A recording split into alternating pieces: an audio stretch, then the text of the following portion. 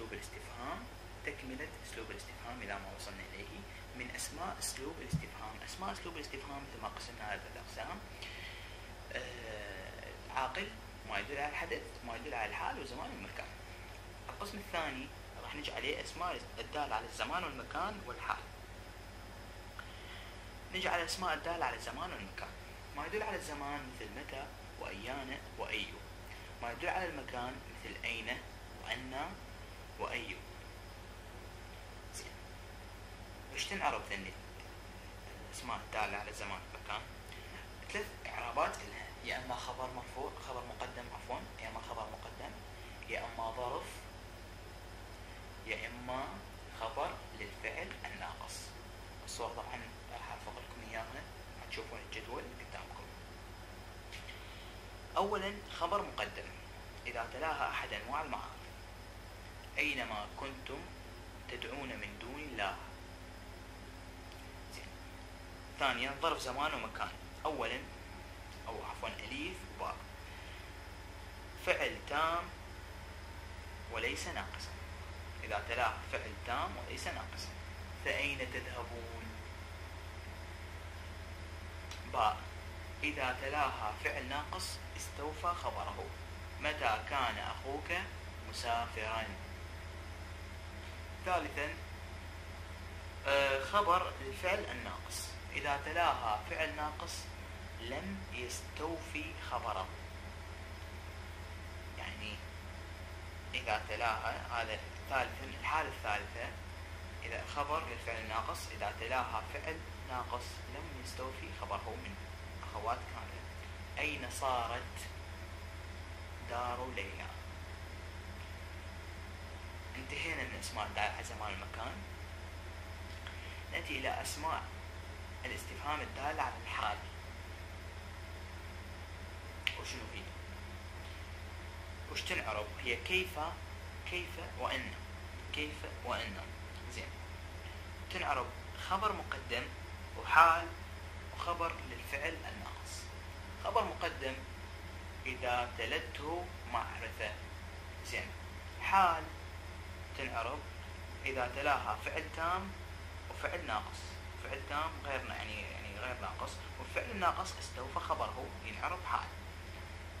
الحالة الثالثة خبر للفعل الناقص إذا تلاها فعل ناقص لم يستوفي خبره. زين، إذا تلاها تنعرب خبر مقدم إذا تلاها معرفة: كيف تصاب المرأة. زين. الحالة الثانية، الحال إذا تلاها فعل تام لما يجي بعدها فعل: أن يحييه. زين، إذا تلاها فعل ناقص: أن يكون له الملك. نخلي يعني إصبعتنا على أن نشوف يكون له الملك، المعنى كامل. زين، خبر للفعل الناقص. زين، شلون نعرف هذا الخبر؟ جانا فعل ناقص مثل فكيف كان نكير.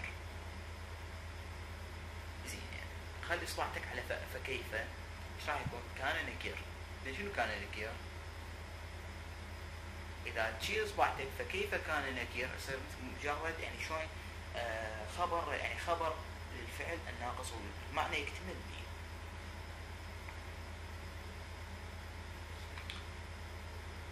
عندك ملاحظة: لا تسبق أن وكيف بحرف جر، يعني ما يصير تسبقها بحرف جر. وزين، وقد تأتي أي للحال: أي حال أنت فيه، أيهم تأتي وياهم. زين،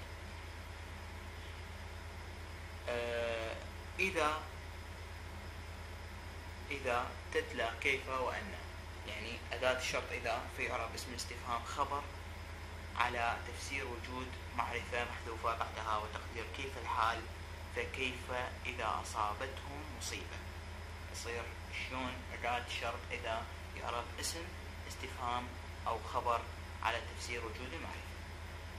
انتهينا من الدالة على الحال. نتي على ما دل على الحدث، وهي أيو اللي تدل على الحدث المضافة إلى مصدر، ويكون المصدر من لفظ الفعل أو على شكل مفعول مطلق: أي منقلب ينقلبون. أي منقلب ينقلبون.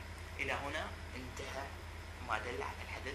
تبقى عليك أنت بس تحل الأسئلة الوزارية شنو يعني تحفظ ذني الملخصات اللي ضايف لك اياها بالصور او ملف البي دي اف، تحفظها الحفظ، تعرف شلون جدي، وتروح تحل اسئله وزاريه وخلاص. قبل الاسئله الوزاريه يعني استفهام حقيقي قلنا واستفهام مجازي. استفهام حقيقي هو يراد به جواب. استفهام مجازي شنو؟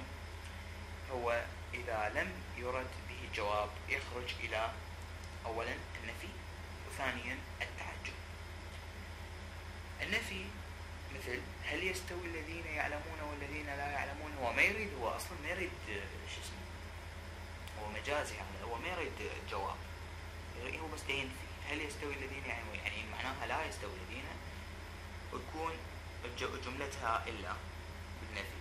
زين بالتعجب كيف تكفرون بالله، هذا مو سؤال، لا هذا تعجب، يعني شلون تكفرون، كيف تكفرون بالله، يعني هنا لا يوجد الا في جملتها.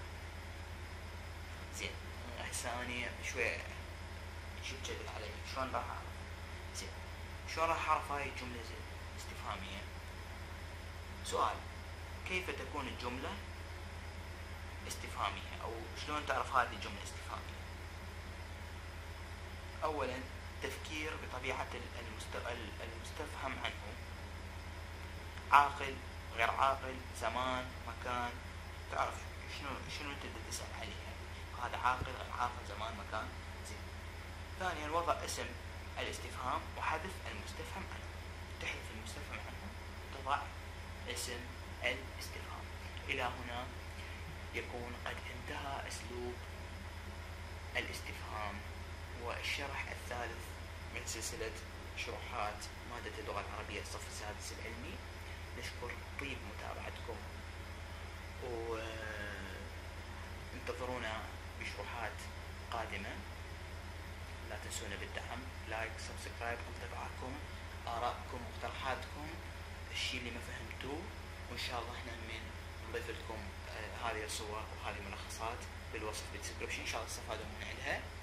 وروابطنا وأرقامنا موجودة أسفل الفيديو إذا تحبون تواصلون.